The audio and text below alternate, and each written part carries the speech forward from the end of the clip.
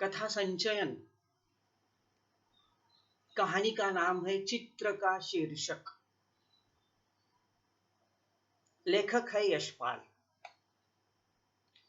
ये कहानी सवेरे सवेरे मैंने आपके व्हाट्सएप ग्रुप पर भेजी है ताकि उन छात्रों के लिए कि इस लॉकडाउन के पीरियड में आपको कॉलेज की लाइब्रेरी में आकर किताब मिलेगी या ना मिलेगी, या बाजार में जाकर आप इसे कब खरीदेंगे, उसके पहले आपको यह कहानी आप तक पहुंचाने की मैंने सुविधा प्रदान की है। चित्र का शीर्षक, लेखक यशपाल। कहानी पर जाने के पहले हम लेखक के व्यक्तित्व को और उनके कृतित्व को जानने की कोशिश करेंगे। यशपाल उन चंद हिंदी लेखकों में से एक है कि जिन्होंने आजादी के आंदोलन में हिस्सा लिया था। ना बल्कि हिस्सा लिया था, अपितु राष्ट्रपिता महात्मा गांधी ने जो आजादी का आंदोलन चलाया था और उसके तहत जो असहकार अभियान था, इसमें इन्होंने अपनी कॉलेज की शिक्षा छोड़कर प्रत्यक्ष रूप में आजादी के आंदोलन में हिस्सा लिया और उन्होंने जेल की सजा भी काटी। आजादी का आंदोलन जारी था, लेकिन उसी के दरमियान उन्हें महसूस हुआ कि गांधी जी का जो गांधीवाद है और सामने अंग्रेजों का जो बहुत बड़ा साम्राज्य था, क्या इसे हम जीत सकेंगे या नहीं, ऐसा प्रश्न उनके मन में उठा। और धीरे धीरे ये लेखक गांधीवाद से कम्युनिज्म या मार्क्सवाद की ओर मुड़ता हुआ हमें देखने को मिलता है। इसी कारण उनकी रचनाओं को अगर हम देखेंगे तो उन्होंने दादा कॉमरेड, पार्टी कॉमरेड, ये ऐसे 2 किताबें जो लिखी और विशेषता मार्क्सवाद नाम का एक निबंध जो लिखा, इसमें उन्होंने मार्क्सवाद की जो विचारधारा है वो पहुंचाने की कोशिश की। इनके अलावा इन्होंने देशद्रोही, दिव्या, झूठा सच, ये तो उनका उपन्यास परमोच्च बिंदु है उपन्यास की दृष्टि से। इसके अलावा कई कहानियां लिखी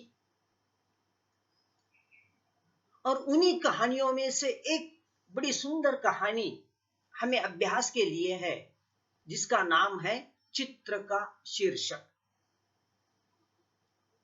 लेखक के व्यक्तित्व से पता चलता है कि समाज की विकृतियों को उन्होंने बड़ी नजदीकी से देखा है और आजादी के बाद विशेषता पढ़ लिखकर एक जो नया समाज निर्माण हुआ, उसकी जो भावनाएं हैं, इन्हें उन्होंने रेखांकित करने की कोशिश की। चित्र का शीर्षक, चित्र। बचपन से हम चित्र निकालते आए और चित्रकला यह एक बहुत अच्छा शौक है, छंद है, हॉबीज है। देश विदेश में बहुत बड़े महान चित्रकार हुए, जिनकी सूची गिनानी हो तो पिकासो है, लियोनार्डो दा विंसी है,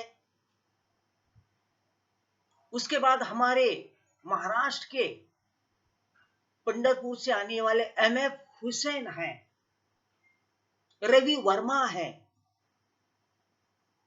कि जिनके चित्र विश्व के स्तर पर काफी सराहे गए।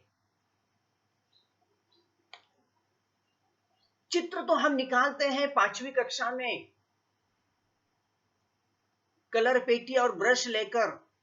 जब वो अध्यापक कहता था कि फला फला चित्र निकालिए, वो चित्र का शीर्षक आपको देता था। उस चित्र के शीर्षक क्या होते थे? निसर्ग चित्र, रेखा चित्र, व्यक्ति चित्र, या बकरी का चित्र, गाय का चित्र। तो ऐसा चित्र का शीर्षक देता था और उसके बाद छात्र उस शीर्षक के अनुसार चित्र निकालने की कोशिश करते थे। हाँ, वास्तव में ये बात सही है कि जब वो अध्यापक कहता था कि हनुमान जी का चित्र निकालिए, चित्र का शीर्षक दिया, लेकिन हम छात्र हनुमान जी का चित्र बनाते बनाते किसी बंदर का ही चित्र बना देते।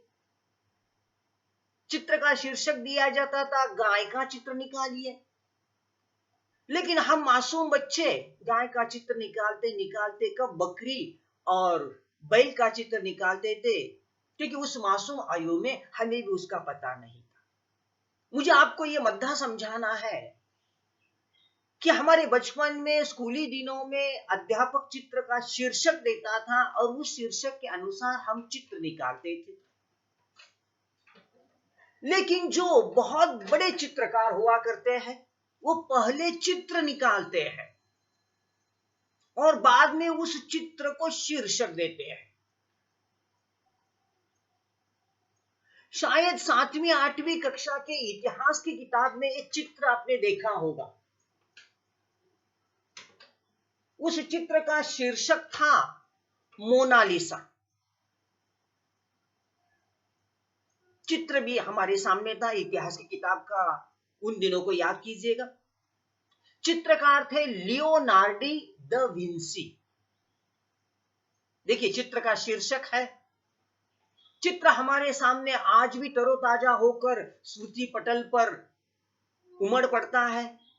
वो मोनालिसा का चित्र देखिएगा। आज तक आपको क्या, मुझे भी और दुनिया के बड़े बड़े चित्रकारों के जानकारों को भी यह पता नहीं चल रहा है उस चित्र की मोनालिसा हंस रही है, रो रही है, उदास है, निराश है। तो उनके उस मोनालिसा के भावों को आज तक हम समझ नहीं सके, पहचान नहीं सके। इस बात को वहीं पर छोड़ दीजिएगा। हम अपनी कहानी पर आते हैं कि कहानी में कुल मिलाकर सिर्फ 3 ही पात्र हमारे सामने आते हैं। एक है जयराम नाम का बड़ा मशहूर चित्रकार। मशहूर चित्रकार है जयराम। उसके बाद अन्य 2 पात्र जो है, एक सोमनाथ है जो इलाहाबाद में एडवोकेट है, वकीली करते हैं। नाम को ध्यान में रखिएगा। जयराम एक मशहूर चित्रकार, सोमनाथ एक बहुत बड़े एडवोकेट या वकालत, वकीली करने वाले, इलाहाबाद में रहने वाले। उनकी पत्नी है नीता। परीक्षा में प्रश्न पूछा जाएगा, चित्र का शीर्षक, इस कहानी में चित्रकार का नाम लिखिए। ऑप्शन दिए जाएंगे, एक सोमनाथ है, दूसरा जयराम है, तीसरी नीता है, चौथा कोई बलराम है। आपको सही पर्याय चुनना है कि जयराम। देखिए, आवाज आ रही है, थोड़ी आवाज को बंद कीजिएगा। दूसरा प्रश्न पूछा जाएगा परीक्षा में कि एडवोकेट सोमनाथ किस शहर में रहते थे। ऑप्शन होगा काशी है, इलाहाबाद है, इलाहाबाद है, दिल्ली है। उत्तर होगा इलाहाबाद। तो देखिए, मैं जो कुछ भी पढ़ा रहा हूं उसे बारीकी से सुनिए, क्योंकि उस किसी पर भी यहां MCQ प्रश्न बन सकेगा। तो देखिए, 3 पात्र। जयराम एक मशहूर चित्रकार, सोमनाथ एडवोकेट है, वकीली करते हैं इलाहाबाद में, और उनकी पत्नी है नीता। तो जयराम जो है मशहूर चित्रकार था, उसके मन में आया कि प्रकृति का, निसर्ग का, कुदरत का चित्र रेखांकित किया जाए, लेकिन ये चित्र ऐसा हो कि जो जीवन के यथार्थ से जुड़ा हुआ हो, क्योंकि वैसे भी तो उन चित्रों का क्या मजा कि जो सिर्फ प्रकृति का दृश्य हमारे सामने रखते हैं, कि पहाड़ियां हैं, उसमें से नदी बहती है, नारियल का पेड़ है, उसके नीचे कोई झुग्गी झोपड़ी है। इस चित्र में प्रकृति का वो सुंदर अनुपम दृश्य से हमारा मन आह्लादित होगा। लेकिन जब तक हम उस चित्र को जीवन के यथार्थ जीवन का सत्य, उसकी सच्चाई, उसकी वास्तविकता के साथ नहीं जोड़ेंगे, तब तक वो चित्रकार महान और सर्वश्रेष्ठ नहीं बनेगा। और इस कारण जयराम को लगा कि मुझे प्रकृति को जीवन के यथार्थ के साथ जोड़ने वाला सुंदर चित्र निकालना है। तब वह उस हिमाचल प्रदेश के रानीखेत एक छोटे से देहात गांव में आता है। हिमाचल प्रदेश, और वहां की वह अनुपम प्रकृति, वो कुदरत, वो निसर्ग, किस प्रकार उस दृश्य को मैं आपके सामने रखूं। क्योंकि कभी हिमाचल गए तो कुल्लू, मनाली, कांगड़ा जरूर देखिएगा। कहानी में भी उस प्रकृति का बड़ा सुंदर दृश्य प्रसंग को लेखक यशपाल ने चित्रित किया है कि हिमाचल का वह रानीखेत, ऊंची ऊंची पहाड़ियां, सफेद बर्फ की चद्दर ओढ़ी हुई वो पहाड़ियां, उन घाटियां में हरियाली है, और उस प्रकृति में वहां के रहने वाले लोग बड़ी कष्ट मेहनत से अपना जीवन जी रहे हैं। इस तरह से वह प्रकृति किसानों के लिए बड़ी प्रतिकूल कही जाती है कि वहां खेती करना, अपनी जीविका चलाना बड़ा मुश्किल है। लेकिन फिर भी वहां के पहाड़ी लोग ऊंची ऊंची पहाड़ी चढ़कर उन पहाड़ों पर अपनी खेती करते हैं, पसीना बहाते, और तब कहीं जाकर उनकी जीविका चलती। ऐसा सुंदर चित्र खींचने के लिए जयराम हिमाचल प्रदेश के रानीखेत में आता है। वहां एक बहुत बड़ा बंगला किराए से लेता है और दिन भर उस प्रकृति के सानिध्य में चला जाता है। उसके मन में आया कि मैं ऐसा प्रकृति का चित्र खींचूं कि उन पहाड़ियों पर चलती हुई कोई युवती पीठ पर बोझ लादे हुए है, युवती है, सुंदर है, रूपवान है, और ऊंची पहाड़ियों को चढ़ते समय उसे किस प्रकार उसकी सांसें फूलती है, क्योंकि पहाड़ी चढ़ना कोई आसान बात नहीं होती, और वो पहाड़ियां ऊंची है, सफेद बर्फ की चद्दर ओढ़ी हुई है, उसके नीचे घाटियों में हरियाली है, और ऐसा चित्र मैं खींच लूं ताकि मैं उस चित्र के माध्यम से देखने वाले को यह समझाऊं कि ऐसी प्रतिकूल प्रकृति में खेती करना, अपनी जीविका चलाना कितना कष्टदायक होता है, कितना पसीना बहाना पड़ता है, ये मैं रखूं। और इस चित्र को खींचने के लिए वह रानीखेत आ पहुंचता है। भाई कौन आवाज कर रहा है, क्यों आवाज कर रहा है? क्षम कीजिए, नहीं तो आप निकल जाइए, चलो लेफ्ट हो जाइए ग्रुप से। देखिए मुझे यहां दिखाई देता है, मैं लैपटॉप पे बैठा हूं, किसका माइक्रोफोन चालू है। बात करनी है तो बाहर जाकर बात करो, मैं आपके घर पर इनविटेशन देने के लिए नहीं आया था कि हिंदी ले लो, और मैं उस नाम को आइडेंटिफाई करूंगा लेक्चर होने के बाद। चलो निकल जाओ।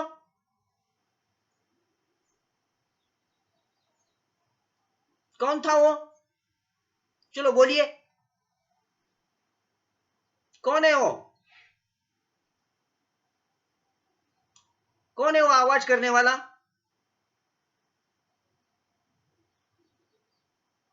कौन है? सुचिता, पूजा, कल्पेश, ज्योति, दिव्या, बोलो जल्दी।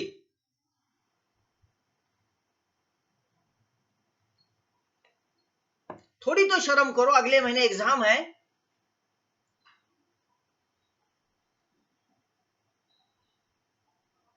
तो चलिएगा, जयराम चित्रकार रानीखेत आया और वो उस कल्पना में डूबा हुआ है कि कैसे चित्र निकाले, कब चित्र निकाले। और उसी वक्त इलाहाबाद में रहने वाला उसका एक मित्र सोमनाथ, जो एडवोकेट है, कभी कभार वह इलाहाबाद गया था, दोस्ती हुई थी सोमनाथ से, और एक दिन उसने अपने दोस्त के लिए पार्टी का आयोजन किया। पार्टी में उस शहरी लोगों को परिचय करवा दिया जयराम का कि ये महान चित्रकार है, बहुत बड़े कलाकार है, वगैरह वगैरह। और उसी वक्त उसकी पत्नी नीता का भी परिचय कराया।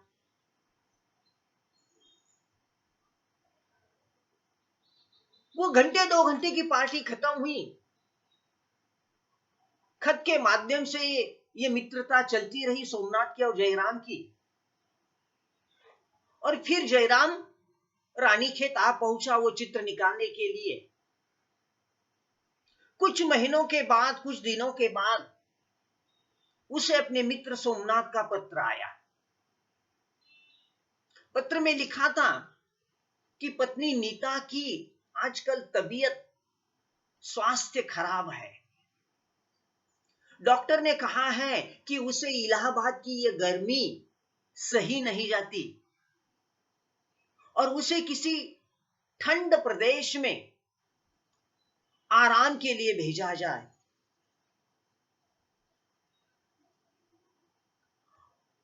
और सोमनाथ कहता है कि अगर जयराम आपको सुविधा असुविधा न हो तो उधर हिमाचल प्रदेश में आप अपने आसपास कोई किराए से बंगला देखिए, सस्ता हो, अच्छा हो, एक आध दूसरा नौकर को देखिए, या आप जिस बंगले में रहते हो उस बंगले में अगर एक आध दूसरा कमरा हो तो हम उसका किराया दे देंगे,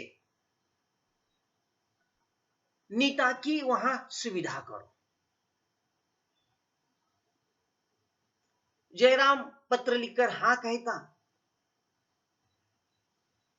और फिर पुनः एक बार सोमनाथ का पत्र आता कि हाईकोर्ट में मुझे बहुत जरूरी आवश्यक काम है और इस कारण मैं अकेली नीता को भेज रहा हूं, मैं नहीं आ सकता।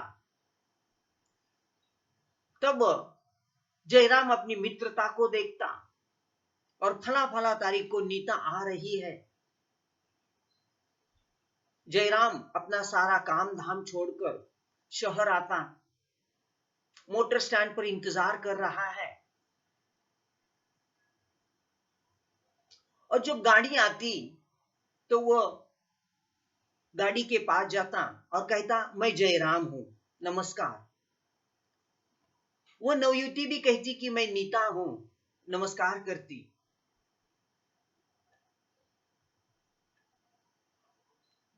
और जब वो नीता को देखता है तो अब नीता एक ऐसी युवती के रूप में उसके सामने आती है कि जो गर्भवती है, उसका पेट फूला हुआ है, उसको चलना बड़ा मुश्किल है।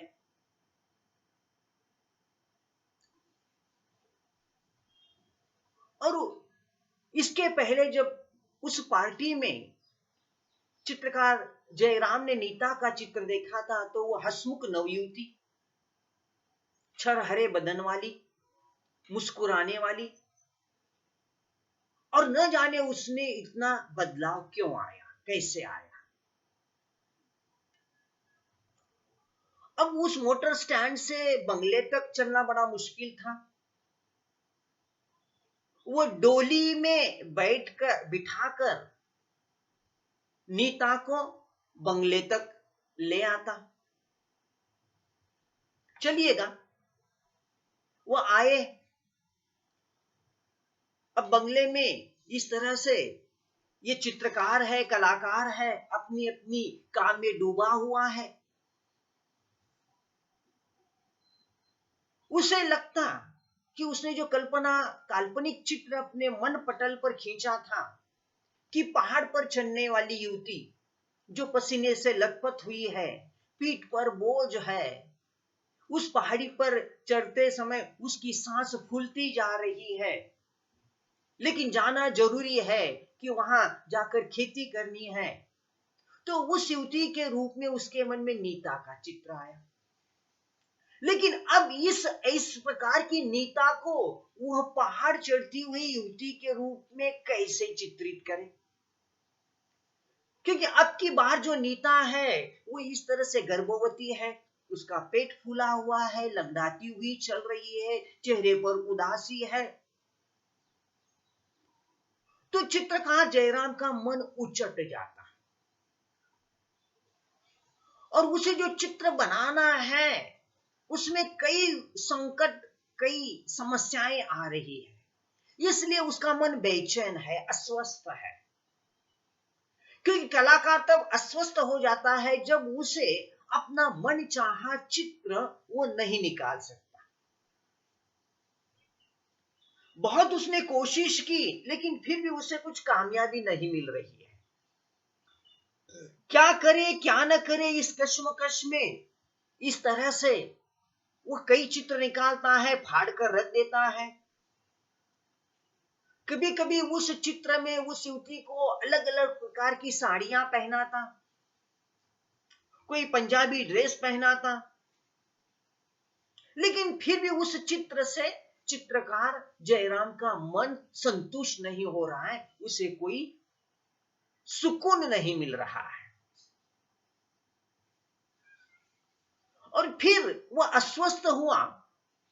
अब उसका मन ना तो रानी खेत में, ना उस प्राकृतिक सुंदरता में रम रहा है, और वह तुरंत अपने मित्र सोमनाथ को एक खत लिखता कि गांव में मेरी मां बीमार है, उसकी देखभाल करने के लिए दूसरा कोई नहीं है, मुझे उसके पास जाना जरूरी है।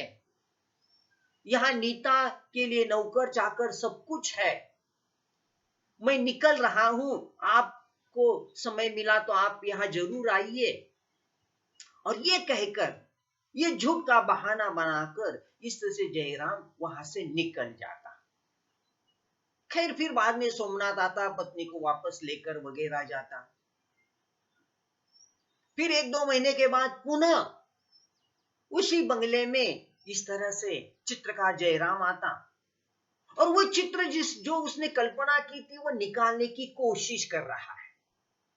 देखिए कलाकार, फिर चाहे वो लेखक हो, चित्रकार हो, मूर्तिकार हो, शिल्पकार हो या संगीतकार हो, इन कलाकारों की एक बात हमेशा ध्यान में रखिए, जब तक उनकी मनचाही कलाकृति नहीं बनती, संगीतकार का संगीत अच्छा नहीं होता, गीतकार का गीत अच्छा नहीं होता, मूर्तिकार की मूर्ति अच्छी नहीं होती, चित्रकार का चित्र उसके मन के मुताबिक ठीक ठाक नहीं बनता, तब तक वे अस्वस्थ होते हैं, बेचैन होते हैं।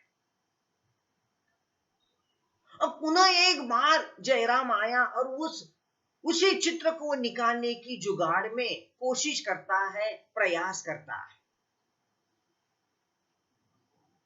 अब की बार उसने चित्र निकाला।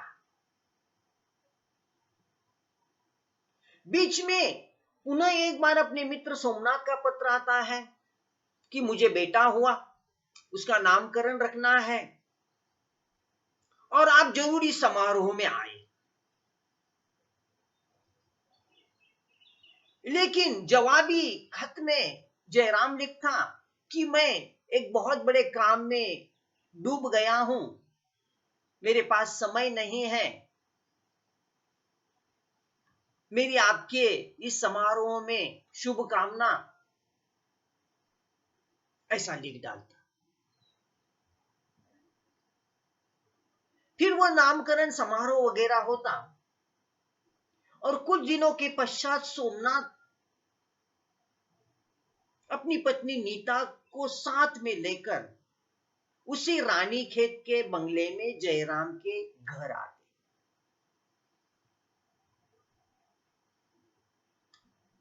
जयराम किस काम में डूबा हुआ था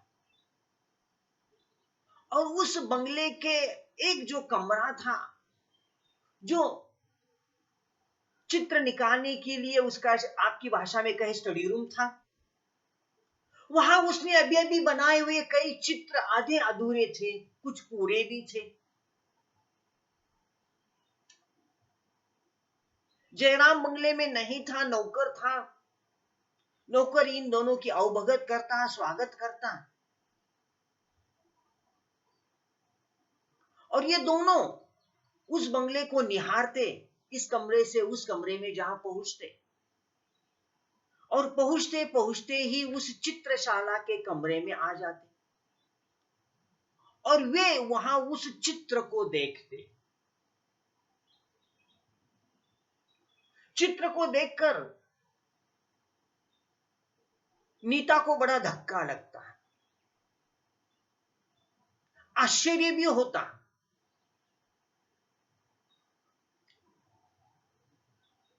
और वो उस चित्र को देखती रहती।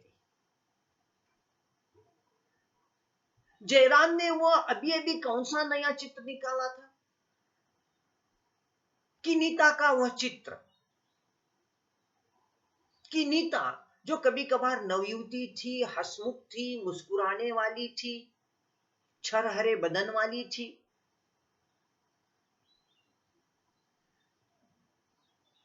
ऐसी नीता का चित्र खींचना चाहता था चित्रकार जयराम। लेकिन अब जो चित्र खींचा है जयराम ने, ये वो चित्र नहीं था, वो अलग चित्र था। कि ये चित्र था कि वो चित्र था कि उस चित्र में इस तरह से एक अलग प्रकार का दृश्य था। वो दृश्य क्या था? वो दृश्य था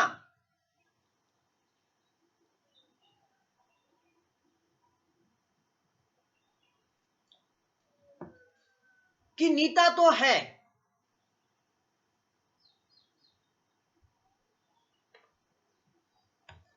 नीता का ही चित्र है, लेकिन ये नीता कैसी है कि उसका पेट फूला हुआ है, वो गर्भवती है, सारा शरीर अलसाया हुआ है, चेहरे पर कराहने की, वेदना की भावना है। शायद कुछ ही दिनों में वो अपने बच्चे को जन्म देने वाली है, और बच्चे को जन्म देना किसी भी नारी के लिए पुनर्जन्म जैसा होता है। नारी को कई वेदना, कई पीड़ाओं से गुजरना पड़ता। ये तमाम सारी वेदना, पीड़ा की भावनाएं उस नीता के चेहरे पर चित्रकार ने बड़ी कुशलता से प्रतिबिंबित की थी।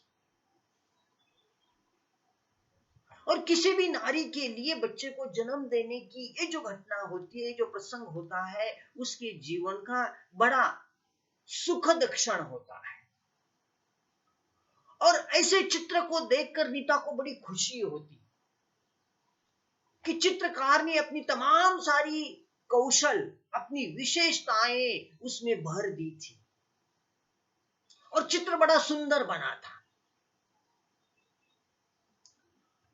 पति पत्नी दोनों उस चित्र को बड़ी बारीकी से निहार रहे थे और उसी वक्त एकाएक जयराम उस कमरे में प्रवेश करता।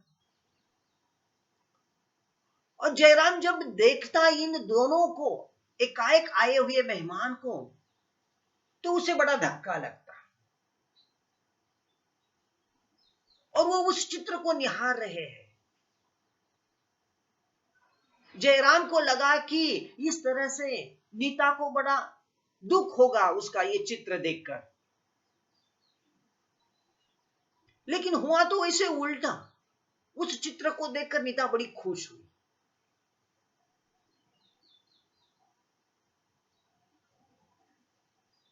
और उस चित्र पर खुशी जाहिर करते समय वह मित्र जयराम से पूछते हैं, इस चित्र को शीर्षक क्या देंगे? कि देखिए, मोनालिसा का वो चित्र था, लियोनार्डो दा विंसी ने बनाया हुआ, कि मोनालिसा ये उसका शीर्षक था। इस चित्र को क्या शीर्षक देंगे? नीता पूछती है। तो क्या शीर्षक दे दूं, इस पेचीदे सवाल में चित्रकार पड़ा हुआ है। उसके मन में विचारों की बड़ी कश्मकश चल रही है। कौन सा शीर्षक दे दूं? और उसी वक्त एकाएक नीता कहती है, इस चित्र को शीर्षक दीजिए सृजन की पीड़ा। सृजन यानी कि निर्माण, क्रिएशन। क्योंकि कोई भी स्त्री नारी बच्चे को जन्म देती तो बच्चा क्या होता है, उसका क्रिएशन होता है, नव निर्माण होता है। और उसकी पीड़ा, क्योंकि प्राचीन काल में किसी स्त्री ने बच्चे को जन्म देना, मैंने अभी भी कहा कि वो पुनर्जन्म कहलाता था। नारी को कई पीड़ा वेदना कराहों से गुजरना पड़ता। उन दिनों ना ही अस्पतालों की सुविधा थी, ना ही डॉक्टर थे।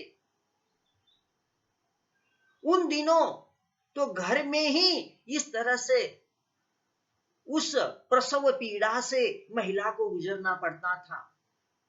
दाइन की माध्यम से डॉक्टर नहीं हुआ करता था, ना ही कोई दवा दारू इलाज इंजेक्शन थे।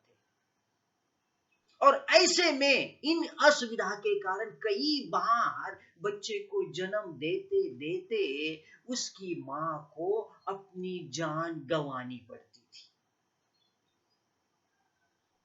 तो दोस्तों, बच्चे को जन्म देना यह एक घटना ऐसी है कि मां अपनी जान की बाजी लगाकर कई वेदना तड़प पीड़ाओं से गुजरते हुए कराती कराती बच्चे को जन्म देती।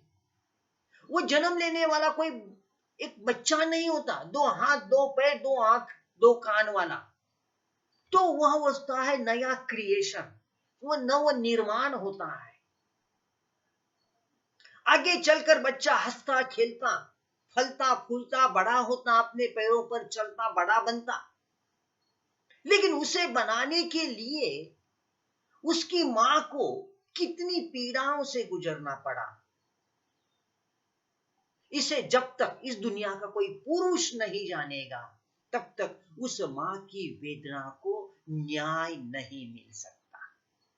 और यही बात लेखक यशपाल ने बड़ी खूबी के साथ, बड़ी कौशलता के साथ इस कहानी के माध्यम से हमारे सामने रखी है। कि चित्र का शीर्षक क्या है? कहानी उस एक वाक्य से शीर्षक से शुरू हो जाती है कि चित्र को शीर्षक क्या। पूरी कहानी में बीच में कई बाधाओं संकटों का सामना करके वो चित्र कभी बनता, कभी अधूरा रहता, कभी पूरा नहीं होता। कहानी के अंत में आते आते वो चित्र पूरा भी हो जाता। बात वहां अड़ती है कि चित्र को क्या शीर्षक दिया जाए,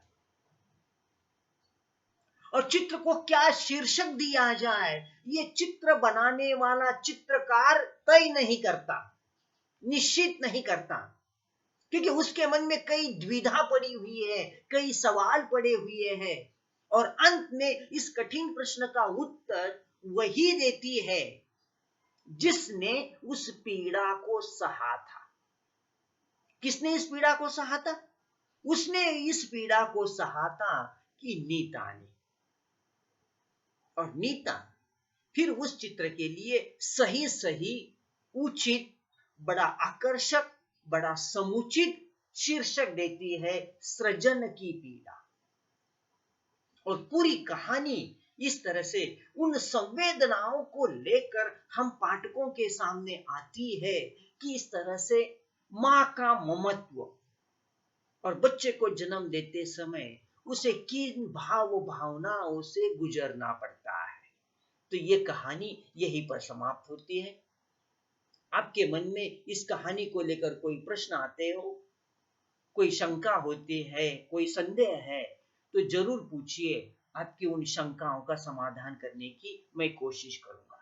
लेकिन एक बात ध्यान में रखिएगा कि इस तरह से कई एमसीक्यू इस कहानी पर पूछे जा सकते हैं कि मोटर स्टैंड से बंगले तक नीता कैसे आई, किस वाहन से आई। ऑप्शन के रूप में दिया जाएगा टैक्सी होगी, रिक्शा होगा, तांगा होगा, डोली होगी, 4 पर्याय होंगे।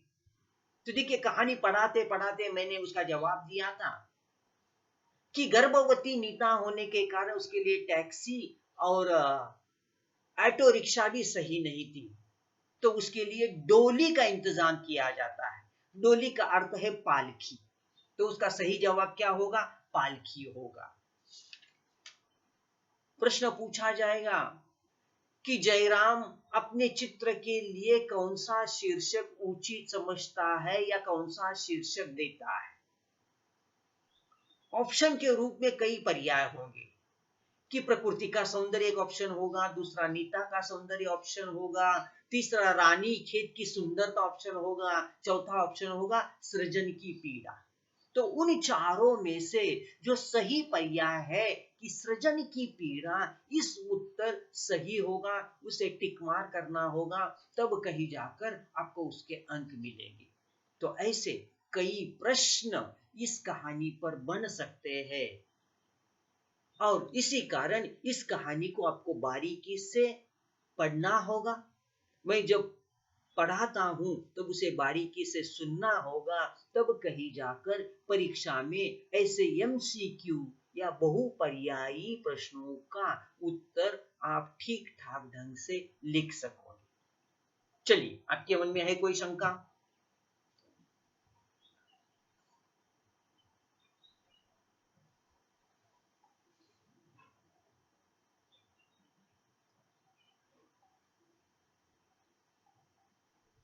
बोलो।